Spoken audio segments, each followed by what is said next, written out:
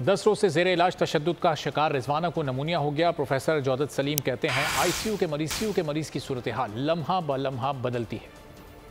में कमसिन घरेलू मुलाजमा पर तशद्दुद की शिद्दत जाहिर होने लगी। रिजवाना को एक के बाद एक मौजी अमराज ने घेर लिया। अब नमूनिया होने का इंकिशाफ भी हो गया। लाहौर जनरल अस्पताल के एनेस्थीसिया क्रिटिकल केयर यूनिट के हेड प्रोफेसर जौदत सलीम कहते हैं कि रिजवाना को एक से ज्यादा बीमारियां हैं। नमूनिया, सेप्सिस समेत दोनों बाजुओं में फ्रैक्चर भी हैं। बच्ची के जिस्म के अंदरूनी गोश्त और मसल्स में अंदरूनी चोटों की भी निशानदही हुई है। डॉक्टरों का कहना है कि 2 रोज बाद फैसला करेंगे कि वेंटिलेटर की जरूरत है या नहीं। बच्ची के बेहतर इलाज के लिए मजीद अद्वियात भी शामिल कर दी गयी। 12 साल रिजवाना की हालत में बेहतरी आ रही है। दोबारा हल्की ग़िज़ा शुरू।